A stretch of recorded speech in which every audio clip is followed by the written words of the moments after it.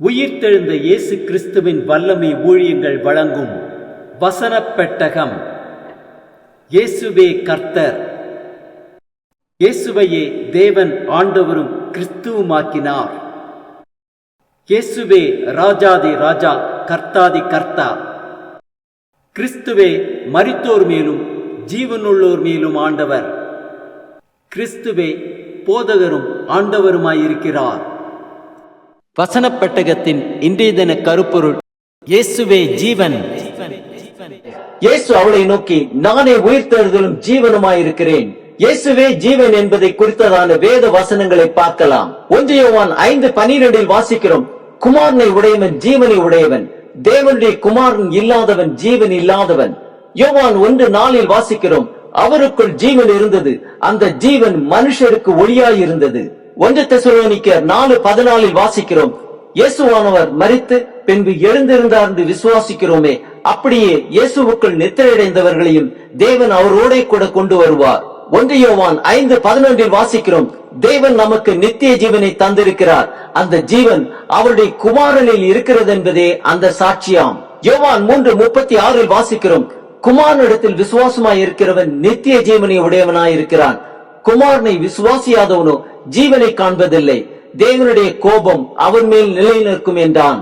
யோவான் 6:44 வாசிக்கிறோம், என்னை அனுப்பின பிதா ஒருவனை இழுத்துக் கொள்ளாவிட்டால் அவன் என்னிடத்தில் வரமாட்டான், கடைசி நாளில் நான் அவனை எழுப்புவேன். யோவான் 5:21 வாசிக்கிறோம், பிதாவானவர் மரித்தோரை எழுப்பி உயிர்ப்பிக்கிறது போல குமாரனும் தமக்கு சித்தமானவர்களை உயிர்ப்பிக்கிறார்.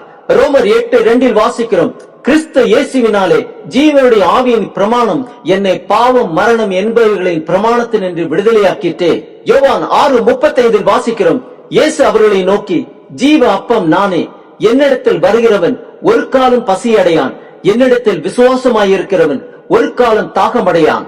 சங்கீதம் 36:9 வாசிக்கிறோம், ஜீவ ஊற்று உம்மிடத்தில் இருக்கிறது, உம்முடைய வெளிச்சத்திலே வெளிச்சம் காண்கிறோம்.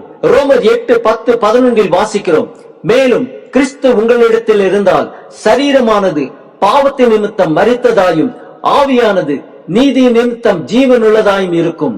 அன்றியும் இயேசுவை மரித்தோரில் இருந்து எழுப்பினவருடைய ஆவி உங்களில் வாசமாயிருந்தால் கிறிஸ்துவை மரித்தோரில் இருந்து எழுப்பினவர் உங்களில் வாசமாயிருக்கிற தம்முடைய ஆவியினாலே சாவுக்கேதுவான உங்கள் சரீரங்களையும் உயிர்ப்பிப்பார். யோவான் 6:39-40 வாசிக்கிறோம், அவர் எனக்கு தந்தவைகளில் ஒன்றையும் நான் இழந்து போகாமல் கடைசி நாளில் அவைகளை எழுப்புவதே என்னை அனுப்பின பிதாவின் சித்தமாயிருக்கிறது. குமாரனை கண்டு அவரிடத்தில் விசுவாசமாய் இருக்கிறவன் எவனோ அவன் நித்திய ஜீவனை அடைவதும் நான் அவனை கடைசி நாளில் எழுப்புவதும் என்னை அனுப்பினவருடைய சித்தமாயிருக்கிறது என்றார். பிலிப்பியர் 3:20-21 வாசிக்கிறோம், நம்முடைய குடியிருப்போ பரலோகத்தில் இருக்கிறது, அங்கே இருந்து கர்த்தராய் இருக்கிற இயேசு கிறிஸ்து எனும் இரட்சகர் வர எதிர்பார்த்து கொண்டிருக்கிறோம்.